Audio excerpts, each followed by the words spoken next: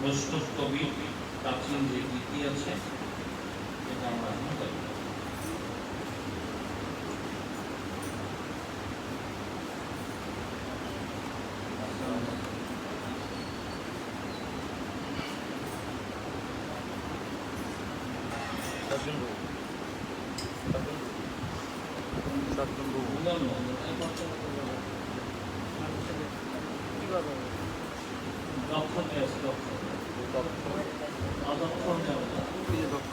আমি দক্ষিণ চেষ্টা করতে পারি।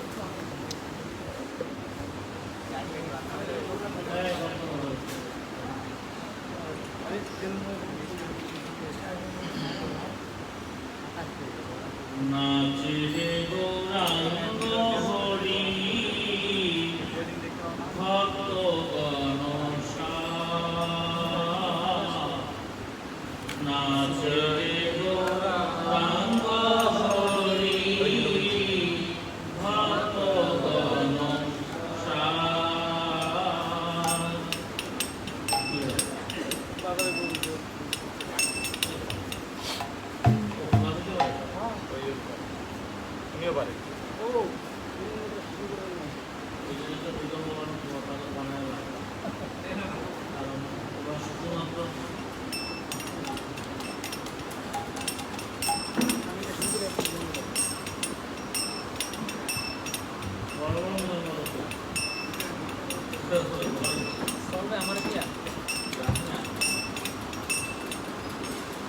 নাচে গৌরাঙ্গ হরি ভক্তগণ নাচে গৌরাঙ্গ হরি ভক্তগণ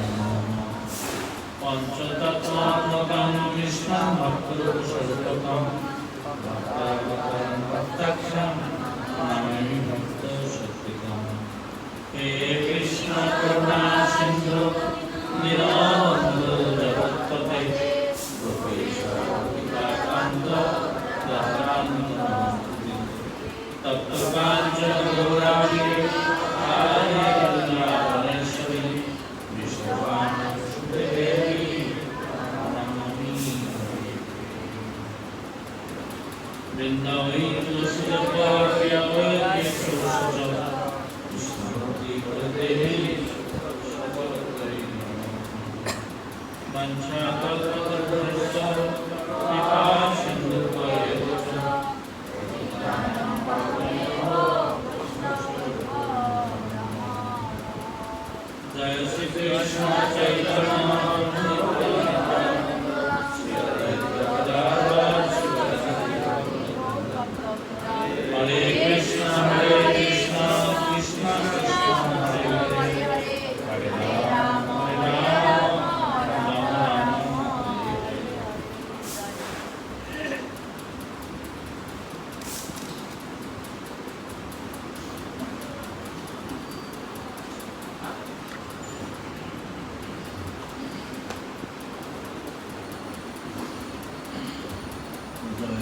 জয় শ্রী চৈতন্য জয় নিত্যানন্দ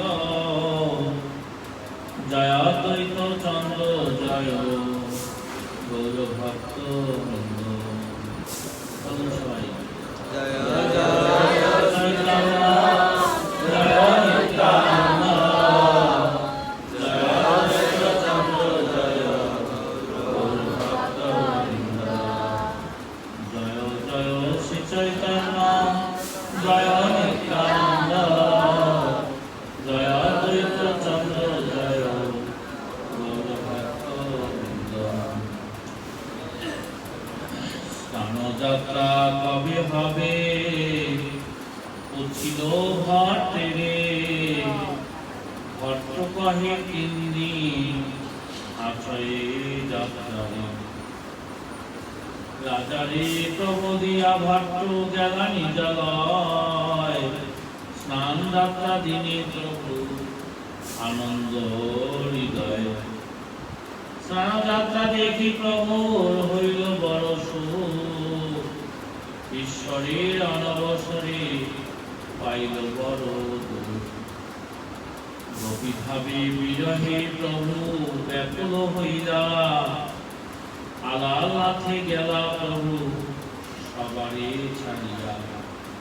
পাছে প্রভু নিকট আইলা ভক্তগণ, গৌর হইতে ভক্ত আইছে কইল নিবেদন। সার্বভৌম নীলাচলে আইলা প্রভু লইয়া, প্রভু আইলা রাজা ঠাই কহিলেন আইলা। আসলে এই পর্যন্তই মানে স্নানযাত্রা বিষয়ে চৈতন্য চরিতামৃত কাব্যের গোস্বামীপাদ শুধুমাত্র এই দুটি কয়েক শ্লোক এখানে বর্ণনা করেছেন। তা আমরা আসলে আজকে এক বিশেষ তিথি, এই জন্য আমরা সেই বিষয়ে জানার জন্য চেষ্টা করব। তা আজকে হচ্ছে ভগবান জগন্নাথ দেবের স্নান যাত্রা উৎসব। তা মূলত এই আষাঢ় পূর্ণিমা তিথিতেই জগন্নাথ দেব এই দারু ব্রহ্ম রূপে প্রকটিত হয়েছেন। এই জন্য আসলে জগন্নাথ দেবের আজকে আবির্ভাব তিথি। এখন আপনারা ভাবতে পারেন যে আসলে বা বলতে পারেন যে জগন্নাথ দেব কি কৃষ্ণের থেকে কোনো আলাদা বিগ্রহ বা কোনো আলাদা আবির্ভাব কিনা? না, আসলে ভগবান শ্রীকৃষ্ণ ঠিক ভাদ্র কৃষ্ণ অষ্টমীতে তিনি এই জগতে আবির্ভূত হয়েছিলেন। ঠিক ভগবানের এই যে জগন্নাথ রূপে যে আবির্ভাব, আসলে সেটা সরাসরি জগন্নাথের বিগ্রহ রূপে যে প্রকটিত হওয়ার যে লীলা, সেই আবির্ভাব। তা ঠিক ভক্ত বিরহে বিধুরা যে রূপ, সেই রূপে নারদ মুনির প্রার্থনায় কৃষ্ণ এই দারু ব্রহ্ম রূপে নীলাচলে নীলাদ্রি পর্বতে তিনি আবির্ভূত হয়েছিলেন। এই জন্য আসলে জগন্নাথের এই স্নান যাত্রা যে এটা মূলত জগন্নাথ দেবের আবির্ভাব তিথিতেই উদযাপিত হয়েছে। এই জন্য একদিক থেকে এটাকে আবির্ভাব, জগন্নাথের আবির্ভাব না বলে স্নান যাত্রা উৎসব বলে আমরা জানি। আসলে জগন্নাথের কৃষ্ণই যে জগন্নাথের এই স্বরূপে এরকম আবির্ভূত হয়েছেন দারু ব্রহ্ম রূপে, তার ঠিক কেন আবির্ভূত হয়েছিলেন, কি কারণে আবির্ভূত হয়েছিলেন, সে বিষয়ে আমরা এখন জানার চেষ্টা করব। যখন ভগবান শ্রীকৃষ্ণ ঠিক তার ভিন্ন ভিন্ন বহু শত্রুকে তিনি নিধন করলেন, নিধন করার পর ভগবান বৃন্দাবনে যত শত্রু ছিল সব নিধন করলেন। নিধন করার পরেও তার আরো কিছু বাইরে বৃন্দাবনের বাইরে যে শত্রু ছিল সেই শত্রুদেরকে নিধন করার জন্য তিনি বা ভক্তদেরকে সেই শত্রুর হাত থেকে মুক্ত করার জন্য তিনি বৃন্দাবনের বাইরে দ্বারকায় গিয়েছিলেন। ঠিক দ্বারকায় যাওয়ার মূল কারণটাই ছিল যে ব্রজবাসী ভক্তদেরকে যে সমস্ত অসুরেরা উৎপাত করত বা কংস যে পর্যায়ক্রমে যারা কৃষ্ণ ভক্ত তাদেরকে নানাভাবে হেনস্থা করত, ঠিক সেই সমস্ত ভক্তদেরকে রক্ষার জন্য তিনি এই অসুর নিধন লীলা করেছিলেন। এবং তারপরেও যে সমস্ত অসুরেরা ছিল তাদেরকে নিধন করার জন্য তিনি প্রথম বৃন্দাবন থেকে মথুরাতে যান এবং মথুরাতে গিয়ে তিনি কংসকে নিধন করেন। তারপর সেখান থেকে তিনি কালযবনকে নিধন করেন। তারপর তিনি দ্বারকাতে অবস্থান করেন। এই দ্বারকাতে যেহেতু তিনি দীর্ঘকাল প্রায় 100 বছর কাল সেখানে অবস্থান করছিলেন, এ কারণেই মূলত ব্রজবাসী ভক্তরা তারা সকলেই এতটাই বিরহে কাতর হয়েছিল যে আসলে কৃষ্ণের বিরহ যাদের ক্ষণকাল সহ্য হয় না, আর সেখানে 100 বছর কাল, তাহলে সেটা ব্রজবাসী ভক্তদের এটা কি ধরনের বিরহ হতে পারে। যখন কৃষ্ণ বৃন্দাবন থেকে মথুরায় উদ্দেশ্যে যান, তাকে নিয়ে যান, অক্রুর এসে নিয়ে যান। সেই অক্রুরের রথে যখন উঠেছিলেন তখন সকল ব্রজবাসীরা তাকে বাধা দিয়েছিলেন যাতে কোনোভাবেই সেই অক্রুর তাকে বৃন্দাবন থেকে কৃষ্ণকে মথুরায় নিয়ে যেতে না পারে। এমনকি শ্রীমতী রাধারানী সহ গোপীরা তারা রথের অগ্রে তার প্রাণ বিসর্জন দেওয়ার জন্য তারা সেই রথের অগ্রে শুয়ে পড়েছিলেন। সেই সময় ভগবান শ্রীকৃষ্ণ সব ব্রজবাসীদের উদ্দেশ্যে এক আশ্বাস বাণী দিয়েছিলেন যে আমি আজ যাব, আমি কাল ফিরে আসব। ঠিক যদি কাউকে বলা যায় যে আজ যাব কাল আসবো, তাহলে তখন হয়তো সে যদিও মানে সেই ব্যক্তিকে অধিক ভালোবাসে, প্রীতি করে, তাকে দূরে যেতে দিতে চায় না, কিন্তু যদি এরকম আশ্বাস বাণী শোনে তাহলে তখন তাকে যেতে দিবে কিনা। এইভাবে ঠিক কৃষ্ণ যেহেতু তার ভক্তদেরকে সুরক্ষা দেওয়ার জন্য সেই দুর্বৃত্ত কংসকে নিধন করার জন্য তিনি মথুরায় যাবেন, কিন্তু যেহেতু যেতে দিচ্ছে না, তাই কৃষ্ণ ছল করে এখানে সব ব্রজবাসীদের উদ্দেশ্যে তিনি ঘটা করে উচ্চস্বরে বলে দিয়েছেন যে আমি আজ যাব কাল আসবো। যখন আজ যাব কাল আসবো ঠিক একথা বলেছেন, তখন ব্রজবাসীরা তাকে বিদায় দেওয়ার জন্য সম্মতি জ্ঞাপন করেছেন। এভাবেই ভগবান শ্রীকৃষ্ণ বৃন্দাবন থেকে তিনি মথুরায় যাওয়ার সুযোগ করে নিয়েছিলেন। এখন কথা হচ্ছে যে আপনারা বলতে পারেন যে ভগবান এখানে ছলনা করে মিথ্যা কথা কেন বলেছেন। আসলে সেটাও তাদের জন্য বলেছেন, তাদের জন্য ভক্তদেরকে সুরক্ষা করার জন্য। কারণ এই কংস দুর্বৃত্ত দুরাচারী কংসকে তিনি নিধন করার জন্য এসেছেন। যদি সেখানে তিনি না যান তাহলে কংসকে নিধন করতে পারেন না। হ্যাঁ, কিন্তু আরেক দিক থেকে আসলে এটা ছলনা এবং কোনো মিথ্যা কথাও তিনি বলেননি। আপনারা লিখে রাখবেন কোথাও একটা জায়গায় যে আমি আজ যাব কাল আসবো, এটা লিখে রাখবেন। বা কেউ যদি আপনাকে বলে যায় যে সে আজ যাবে কাল আসবে, এটা আপনি লিখে রাখবেন কোথাও। ঠিক যখন পরের দিন আপনি দেখবেন যে এরকম কি বলেছে, আজ যাবে কাল আসবে, তা সে তো এই কাল কি অতিবাহিত হয়? হ্যাঁ, নাকি কাল থেকেই যায়? তা ভগবান একদিক থেকে ছলনা না, আসলে মিথ্যাও না, তিনি সত্য কথাই বলেছেন যে কালও হয় না আর কৃষ্ণ ফেরে না। আবার আরেক দিক থেকে আসলে যেহেতু ভগবান শ্রীকৃষ্ণ তিনি সমস্ত কালেরও অতীত,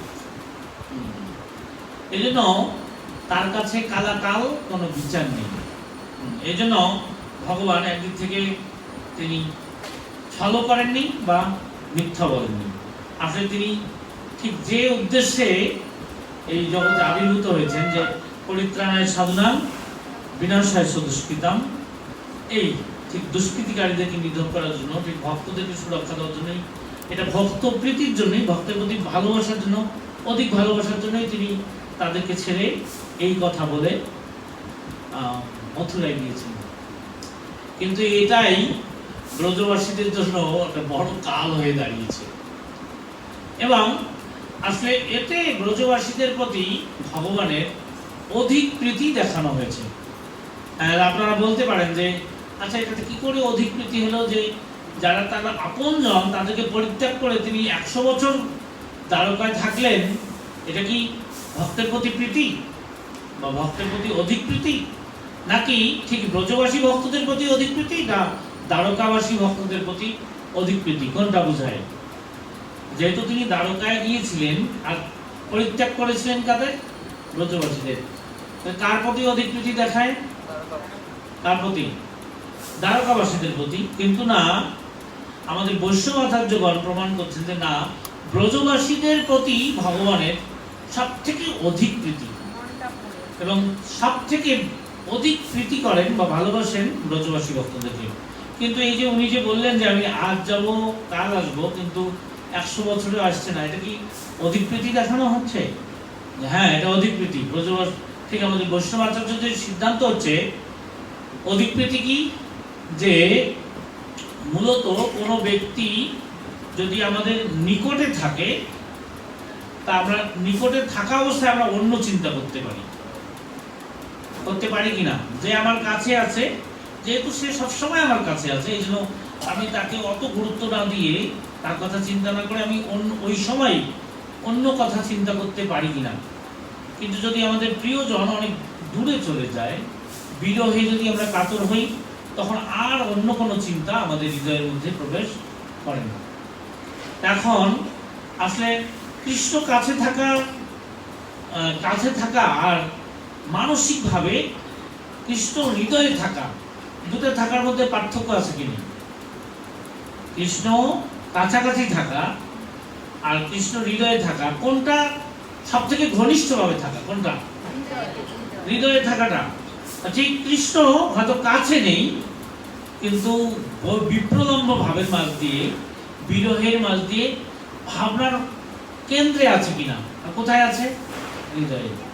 তাহলে ব্রজবাসীদের কাছে আপাত সাধারণ মানুষের কাছে মনে হতে পারে যে কৃষ্ণ তাদেরকে পরিত্যাগ করে দূর দেশে ছিলেন, কিন্তু না, কৃষ্ণ তাদের ভাবনার মাধ্যমে তাদের সমস্ত ব্রজবাসীদের হৃদয়ে ছিলেন। তাহলে কোনটা অধিক প্রীতি? আর একটা ব্যাপার, যে কেন কাল এই শব্দটার মাধ্যমে, কাল এই কথাটা বলেছেন, আসলে এটাতে ব্রজবাসীদেরকে অধিক প্রীতি করেন বা অধিক করুণা করেছেন। কি আপনারা দেখবেন যে যদি কোনো একজন প্রিয়জন আমাদের থেকে দূরে চলে গিয়ে সে বলে যে ঠিক আছে আমি 20 বছর পরে আসবো, তাহলে আমরা ধীরে ধীরে ধীরে ভুলতে থাকবো আর ভাববো যে নিশ্চয়ই সে 20 বছর হোক, তারপরে আমরা সে যেদিন সে আসবে সেদিন আমরা তার জন্য ঘটা করে আয়োজন করব, সে আসবে সেদিন তাকে স্বাগত জানাবো, আমরা সেদিন তার চিন্তা করবো। যখন যাবে হয়তো 2-4 দিন তার কথা মনে থাকবে, ধীরে ধীরে ভুলতে বসবো, আর ঠিক কখন আবার মনে পড়বে যখন সে আসবে, তখন তাকে স্বাগত জানানোর জন্য আমাদের হৃদয়ে প্রস্তুত থাকবে।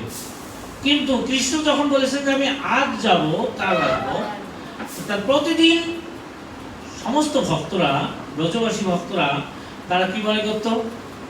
ও আজ বোধহয় আসবে, আজকে বোধহয় আসবে, আজ আসবে, আজ আসবে, আজ আসবে, আজ আসবে, আজ আসবে, আজ আসবে। 100 বছর ব্যাপী তারা সব সময়ের জন্য কৃষ্ণকে স্বাগত জানানোর জন্য তাদের হৃদয়কে প্রস্তুত করে রেখেছিল। এই তো আসবে, এই তো আসবে, হয়তো আসছে, হয়তো আসছে, এই তো আসবে, এই তো আসবে। ঠিক এভাবে কৃষ্ণ তাদেরকে অধিক করুণা করেছেন। কেন? এই 100 বছর ব্যাপী তারা তাদের ভাবনার কেন্দ্রে, তাদের হৃদয়ে কাকে রেখেছেন? কৃষ্ণকে। তা আমাদের এই সোসাইটির নাম কি? ব্রজবাসীদেরকে যে মানে ঠিক এই কাল আসবে বলে তাদের হৃদয়ের কেন্দ্রে কৃষ্ণ ছিলেন, এবং অনুক্ষণ প্রতিদিন তারা যে কাল আসবে আসবে আসবে আসবে আসবে এই অপেক্ষায় তারা প্রস্তুত ছিলেন। এই জন্য সেটাই হচ্ছে ভগবান শ্রীকৃষ্ণের অধিক প্রীতি, অধিক করুণা। কৃষ্ণের সবসময় চিন্তন, কার চিন্তা? এই তো আসবে, এই তো আসবে, আসবে। এমনকি মা যশোদা প্রতিদিন ধনী প্রস্তুত করে তখন হাতে ধরে কান্না করতেন আর ডাকতেন, গোপাল, তুমি না বলেছ যে তুমি কাল আসবে, সেই কাল কি শেষ হয়নি? তুমি নিশ্চয়ই আজকে আসবে, তুমি নিশ্চয়ই আজকে আসবে। এই বলে ননী, হাতের ননী নবনীত হাতেই শুকিয়ে যেত, কিন্তু তবুও মা যশোদা ঠিক পথপানে চেয়ে অপেক্ষা করত। এভাবে সমস্ত ব্রজবাসী ভক্তরা কৃষ্ণ বিরহী বিপ্রলম্ব ভাবে অনুক্ষণ তার চিন্তায়, তার কৃষ্ণকে তাদের হৃদয়ে ধারণ করে সবসময়ের জন্য তার চিন্তায় মগ্ন থাকতেন। এই জন্য প্রভুপাদ এই সোসাইটির নাম দিয়েছেন কি? কৃষ্ণ ভাবনা অমৃত। এখন কৃষ্ণ তো আচ্ছা, এটা তো হচ্ছে ব্রজবাসীদের ভাবের কথা বলা হলো। ঠিক এই ব্রজবাসীদের পরিত্যাগ করে যে কৃষ্ণ দ্বারকায় ছিলেন, সেই সময় দ্বারকায় কৃষ্ণের কি অবস্থা হয়েছে সেটা একটু জানা দরকার। মূলত দ্বারকায় যখন ভগবান শ্রীকৃষ্ণ ছিলেন, তখন ঠিক যদিও তিনি 16,108 জন মহিষীর দ্বারা ঠিক খুব ঐশ্বর্যমণ্ডিত ভাবে তিনি সেবিত হতেন সমস্ত লক্ষিতের দ্বারা। আসলে এখানে 16,108 জন যে মহিষী, তারা সকলেই হচ্ছে লক্ষ্মীর প্রকাশ, তারা সকলেই লক্ষ্মী, সাক্ষাৎ লক্ষ্মী, ঐশ্বর্যের অধিষ্ঠাত্রী দেবী। বিপুল ঐশ্বর্য দিয়ে, অধিক প্রীতি দিয়ে তারা সকলেই কৃষ্ণকে সেবা করতেন। কিন্তু তবুও কৃষ্ণের চিত্ত, মন, হৃদয় কোথায় পড়ে থাকত? কোথায়? ব্রজে পড়ে থাকত।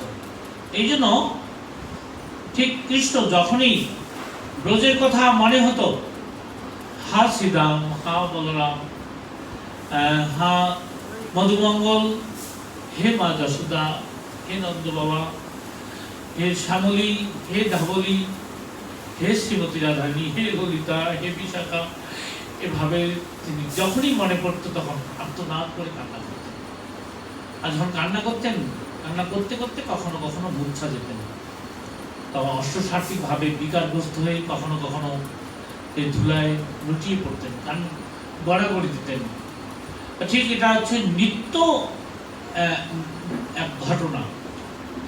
ঠিক রুক্মিণী আদি সত্যভামা আদি যত মহিষীরা তারা কৃষ্ণকে যখন এইভাবে দেখে, তখন তারা শুধু একটা জিনিস ভাবে যে আরে আমরা কৃষ্ণকে এত প্রীতি করি, এত ভালোবাসি, কিন্তু কৃষ্ণ কেন এরকম হা ললিতা, হা বিশাখা, হে শ্রীমতী রাধারানী, হে ধবলী, হে শ্যামলী, হে শ্রীরাম, হে সুদাম, হে মধুমঙ্গল, এই কথা যখন বলে তখন কান্নায় ভেঙে পড়ে এরকম ধুলায় গড়াগড়ি দেয়।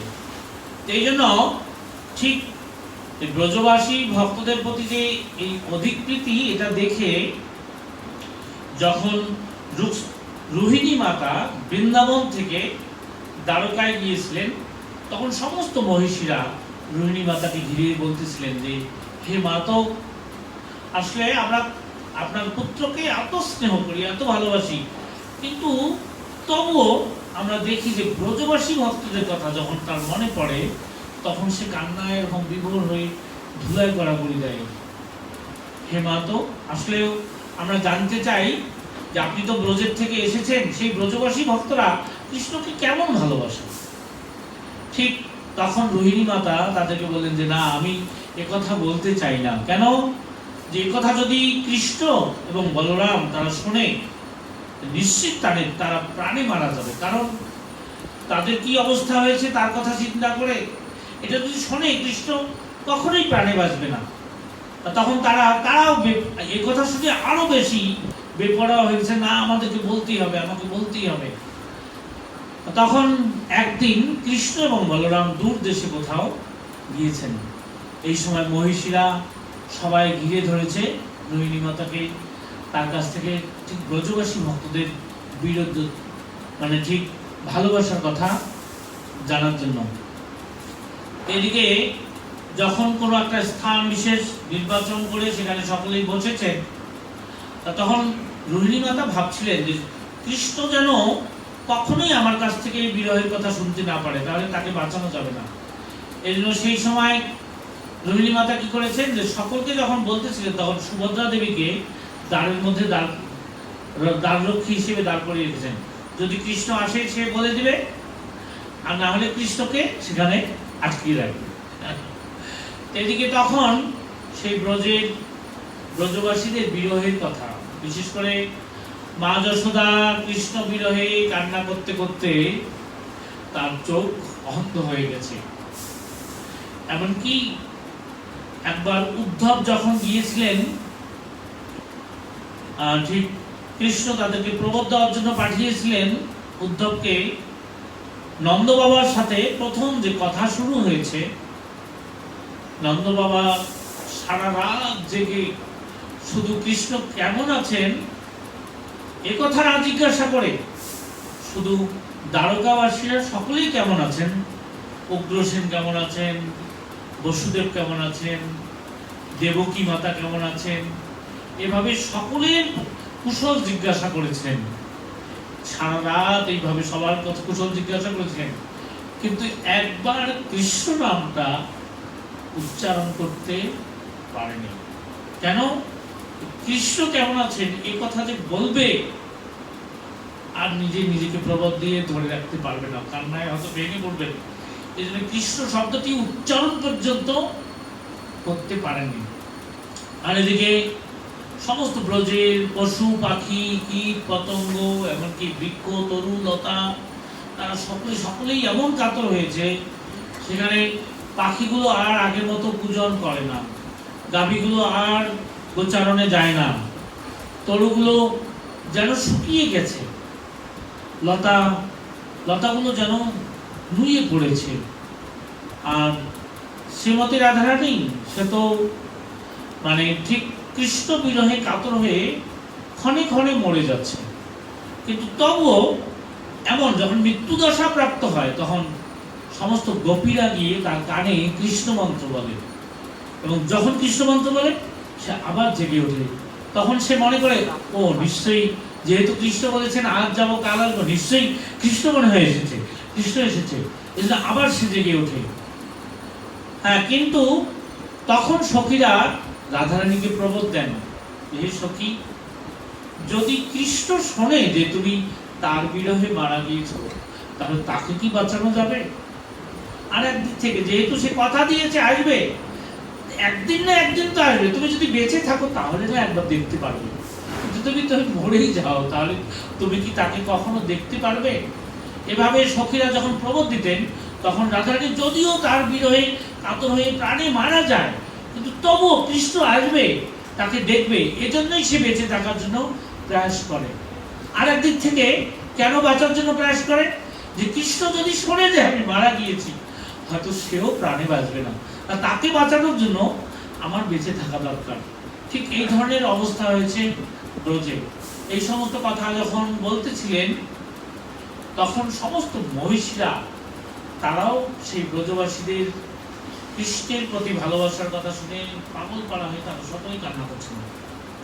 এদিকে কৃষ্ণ এবং বলরাম তারা দুজনেই সেই দূর দেশে গিয়েছে, কিন্তু একটা কৃষ্ণের সাথে একটা কৃষ্ণ কথার নিবিড় সম্পর্ক আছে, কৃষ্ণ ভাবনা।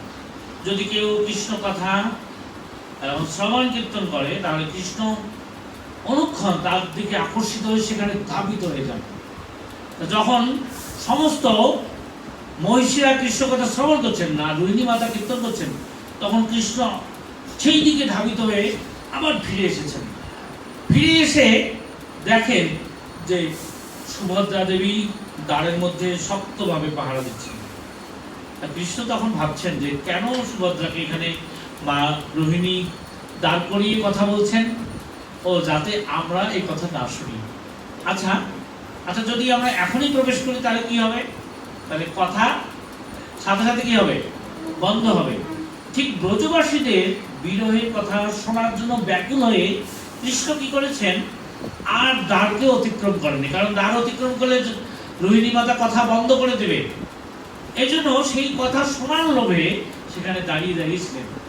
আর দাঁড়িয়ে দাঁড়িয়ে শুনতে শুনতে শুনতে শুনতে সেই ভক্তরা তার বিরহে কি অবস্থা হয়েছে, ব্রজবাসীরা একই একই সব শুনে কৃষ্ণের তখন এরকম কান্নায় ভেঙে পড়েছেন, এমনটাই বিকারগ্রস্ত হয়েছেন। তার কান্না করতে করতে করতে করতে চোখগুলো বড় হয়ে গেছে, আর তার সমস্ত অঙ্গ যেন অঙ্গ প্রত্যঙ্গ যেন শরীরের মধ্যে প্রবেশ করছে, আর প্রবেশ করতে করতে যেমন কুর্মাকৃতি হয়ে গেছে।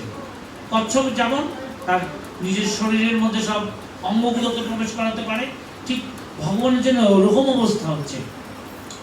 কৃষ্ণ এবং বলরামের এই অবস্থা এদিকে হচ্ছে। আচ্ছা, আর একদিক থেকে নারদ মুনি সেই সময় দ্বারকায় প্রবেশ করেছিলেন। নারদ মুনি প্রবেশ করে কৃষ্ণকে অনুসন্ধান করছেন, কোথায় কৃষ্ণ কোথায় কৃষ্ণ, পাচ্ছে না। খুঁজতে খুঁজতে দেখে কৃষ্ণের বর্ণ বিশিষ্ট অদ্ভুত এক আকৃতি, বলরামের আকৃতি বিশিষ্ট এক অদ্ভুত আকৃতি, ঠিক সুভদ্রার বর্ণ বিশিষ্ট একজন অদ্ভুত আকৃতি দেখে তিনি অনুমান করতে পারছেন না যে আসলে কৃষ্ণ বলরাম কিনা। কিন্তু আবার দেখছে যে বর্ণ একই রকম কিন্তু আকৃতি বিকৃত। তা সেই সময় তিনি তখন বলতেছিলেন, জয় রাধে জয় শ্রী রাধে, জয় রাধে জয় শ্রী রাধে। একথা শুনে ঠিক কৃষ্ণের সংজ্ঞা ফিরেছে, আর সাথে সাথে স্বাভাবিক হয়েছে। আর নারদ মুনির সাথে সাথে তার চরণে, হে প্রভু, আমি তোমাকে চিনতে পারিনি, আমি তোমাকে বুঝতে পারিনি। হে প্রভু, মানুষ জানে, সকলেই জগতের সকলেই জানে যে ভক্ত বিরহে ভগবান না, ভগবানের বিরহে ভগবান ভক্ত কান্না করে, কিন্তু ভক্ত বিরহে যে ভগবানের এই অবস্থা হতে পারে এটা তো আমি জানি না প্রভু। হে প্রভু, তোমার এই রূপে জগতে প্রকটিত হতে হবে। তুমি যদি এই স্বরূপে প্রকটিত হও তাহলে ভক্তরা জানবে যে তুমি ভক্তদেরকে কতটা অধিক প্রীতি করো, তাহলে ভক্তের ভক্তি আরো তোমার প্রতি বর্ধিত হবে। এই জন্য সেই ভক্তি বৃদ্ধির জন্য আমি তোমাকে, যাতে সকল জগতের সকল জীবের তোমার প্রতি ভক্তি বর্ধিত হয়, তোমার প্রতি প্রীতি বর্ধিত হয়, এই জন্য তোমাকে এই রূপে জগতে প্রকটিত হতে হবে। তখন নারদ মুনির কথায় ভগবান তাকে কথা দিয়েছেন, ঠিক আছে হে নারদ, আমি নীলাদ্রি পর্বতে নীলাচলে শঙ্খক্ষেত্রে সেখানে আমি দারু ব্রহ্মরূপে সেখানে প্রকটিত হব। কেন দারু ব্রহ্মরূপে? আসলে ভগবান কাঁদতে কাঁদতে কাঁদতে কাঁদতে তার শরীরের যত রস মানে জলীয় বাষ্প, জলীয় বস্তু সব বাষ্পরিত হয়ে বিস্ফারিত হয়ে তার শরীর একদম শুকিয়ে কাষ্ঠের মতো হয়ে গিয়েছিল তখন। এই জন্য তখন ভগবান বলছে, ঠিক আছে, যদি তুমি এই রূপে আমাকে প্রকটিত চাও তাহলে সেটা কি দিয়ে তৈরি হতে পারে? শুকনা কাঠের মতো যেমন আমার শরীর হয়েছে, ঠিক এই দারু ব্রহ্মরূপে কাষ্ঠরূপে আমি এই স্বরূপে সেখানে আবির্ভূত হব।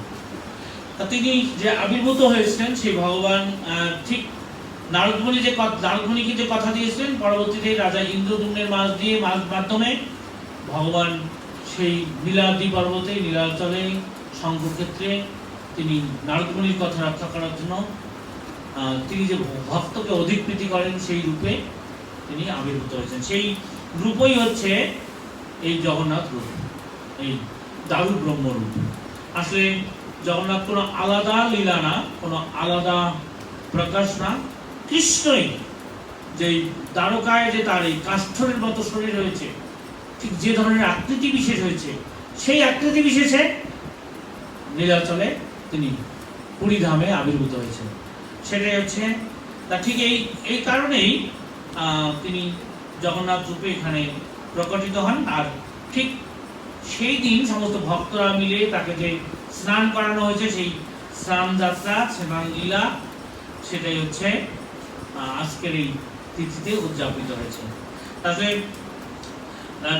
সেই স্নান যাত্রার সময় ভগবান যেহেতু তিনি কেন এসেছেন, অধিক করুণার মূর্তি রূপে যেহেতু প্রকট হয়েছে, এই জন্য এই জগতের এখানে সূচি অসুচি কোনো বিচার না করে ভগবান সকলকে অনুমোদন করেছেন স্নান করানোর জন্য। যেমন আপনারা জানেন যে আমরা গর্ভমন্দিরে সাধারণ ভক্তরা পর্যন্ত প্রবেশ করতে পারি না, প্রতিদিন যে ভগবানকে অভিষেক করানো হয়, কেউ যেতে পারবে না। কিন্তু জগন্নাথ যখন তিনি স্নান করেন, তখন কি গর্ভমন্দিরে করেন না বাইরে বেদিতে করেন? কেন বেদিতে আসেন? যাতে সকল ভক্তরাই, সূচি অসুচি যে সমস্ত ব্যক্তিরা আছে, সকলেই যেন, যেহেতু অধিক করুণার মূর্তি রূপে তিনি এই নীলাচলে প্রকটিত হয়েছেন, এই জন্য সকলকে তিনি সকলের সেবা গ্রহণ করার জন্য তিনি সেখানে অবস্থান করেন। আর এখানে সূচি অসুচিতারও কোনো প্রশ্ন থাকে না, সকলেই জগন্নাথকে স্নান করাতে পারেন। আর ভক্তরা যেহেতু ভগবানকে এরকম সূচি অসুচি কোনো অবস্থান তিনি ভেদাভেদ রাখেন না, এরকম বিচার রাখেন না, এই একান্তে কাছাকাছি পেয়ে ভগবানকে অত বেশি স্নান করান। আর স্নান করাতে করাতে ভগবান তখন জল লীলা করেন। তো জল লীলা করার পিছনে একটা কারণ আছে, যে সেটা হচ্ছে আসলে তিনি যেহেতু ঠিক এই জগন্নাথ মন্দির, যে এটাকে শ্রীমন্দির বলা হয় বা দ্বারকা ধরে নেওয়া হয়, তা ঠিক ঐশ্বর্যভাবে সেখানে যেহেতু পূজিত হন, তো ভগবান চান যে আমি বৃন্দাবনে যাব। এখন বৃন্দাবনে যদি যেতে হয়, তাহলে কাকে সন্তুষ্ট করতে হবে? আগে লক্ষ্মী দেবীকে। এই জন্য তিনি জল লীলার মাধ্যমে লক্ষ্মী দেবীর একান্ত, মহালক্ষ্মীর একান্ত সেবা নেন, সেবা নিয়ে তাকে তুষ্ট করেন যে ঠিক আছে, তুমি তো এখন তৃপ্ত, 15 দিন পর্যন্ত আমার একান্ত সেবা করলে, তোমাকে এত সুযোগ দিলাম, তুমি একটু আমাকে বৃন্দাবনে যাওয়ার অনুমতি দাও। এইভাবে তিনি ঠিক অনবসর লীলা যখন শেষ হয়ে যায়, তখন সুন্দরাচল নামক নীলা ঠিক বৃন্দাবনে তিনি রথে করে গমন করেন। এ কারণে তিনি এই অনবসর লীলা করেন। তা ঠিক এই অনবসর কালে আরেকদিকে সাধারণ মানুষকে, আমাদেরকে কি দেন, যে আমরা যখন স্নান করাতে করাতে ভগবানের যখন জ্বর হয়ে যায়, এই কথা শুনে আমাদের তখন প্রীতি বেড়ে যায়, হায় হায় কেন এত জল দিলাম, ও তখন তাহলে ভগবানের কি করা লাগবে, তখন এটা ওষুধ ওটা ওষুধ, এই সেই কিসে সুস্থ হবে ভগবান। এভাবে তখন আমাদের এক লক্ষ্মী দেবীর সেবা তো নিচ্ছেন একটা লীলা, আর একটা যে সাধারণ মানুষকে একটা অস্থিরতা তৈরি করে দেয়, যাতে অনুক্ষণ কার চিন্তা করে, আর দেখতে তো পারে না, আর বিরহ ভাবে, ঠিক রাধারানীর যেমন বিরহ ভাব, এখানে আমাদেরও তখন সাধারণ ভক্তদেরও মধ্যে এক বিরহ ভাব সৃষ্টি করে অনুক্ষণ তাদের চেতনার কেন্দ্রে জগন্নাথ প্রবেশ করে। ও কেন আমরা জল দিলাম, কেন বেশি দিলাম, এই ভাব, আর অপরাধ বোধে আরো কৃষ্ণ চিন্তায় মগ্ন থাকে, জগন্নাথ চিন্তায় মগ্ন থাকে। এইভাবে এসে বিরহ লীলা মানে উদযাপন করেন। তা ঠিক এই তিথিতে একটা লীলা আছে, যে আলগর নাথ, তার সাথে আলগর নামে একজন সাধক, সে দক্ষিণ ভারত থেকে এসেছেন। সে জানে যে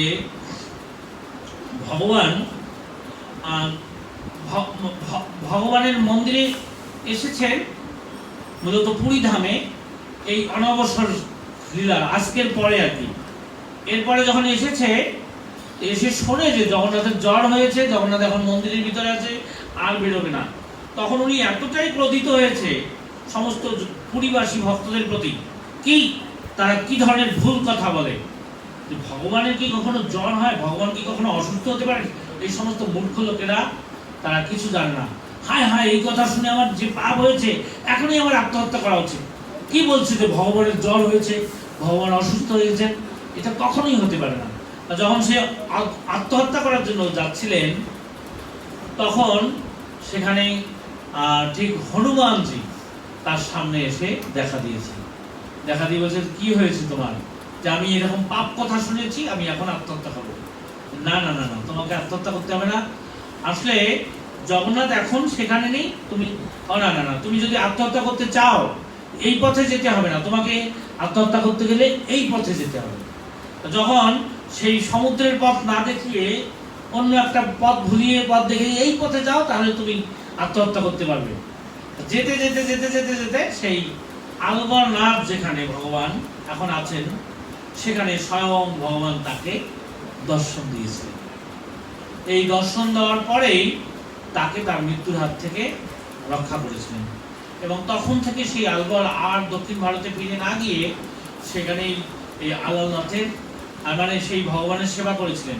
যেহেতু আলবর, সেই সাধকের নামকে বলা হয় আলবর, সাধকদেরকে বলা আলবর, এই জন্য তারই নাথ রূপে, জগন্নাথেই যেহেতু তার নাথ রূপে তাকে রক্ষা করেছেন, এই জন্য তাকে বলা হয় আলবরনাথ। ঠিক এই তিথিতে আর একটা কাহিনী আছে যে ঠিক আরেকজন দক্ষিণ ভারত থেকে আরেকজন ভক্ত এসেছেন। আসলে দক্ষিণ ভারতে সকলেই জানে যে ভগবান হচ্ছেন গজপতি, গজপতি বাপ্পা। মানে ঠিক সেখানে সকলেই জানে যে ভগবানের যে রূপ, এটা হচ্ছে গণেশ রূপে ভগবান আবির্ভূত হয়েছেন। এজন্য তারা সকলেই গণেশকেই ভগবান রূপে পূজা করেন। তো সেই গণপতি ভট্ট তিনি এসেছিলেন পুরী ধামে সেই সময়। তা উনি কেন এসেছেন? উনি ব্রহ্মপুরাণে একটা শ্লোকে দেখেছেন যে যদি কোনো ব্যক্তি নীলাদ্রি পর্বতে গিয়ে সেই ভগবানকে দর্শন করে, তাহলে সাথে সাথে তার মুক্তি লাভ হয়। এই কারণে সে এসেছে।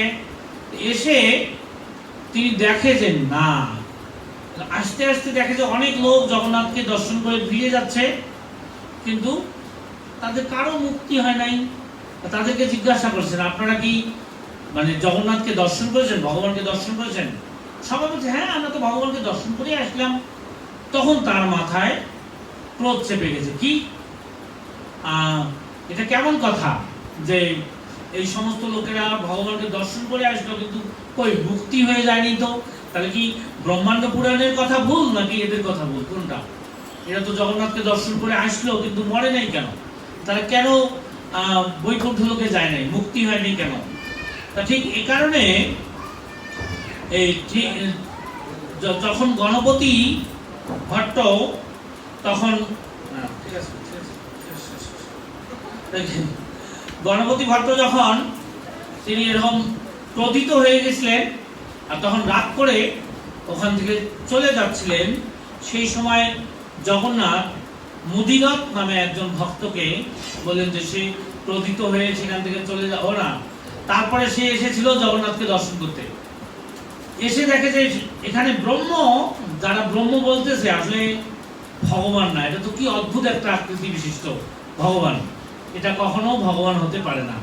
রাগ করে তখন চলে যাচ্ছিলেন যে না, নিশ্চয়ই এখানে ভগবান নেই, এখানে ভগবান নেই, ভগবান তো এরকম হাতির সুর আকৃতি।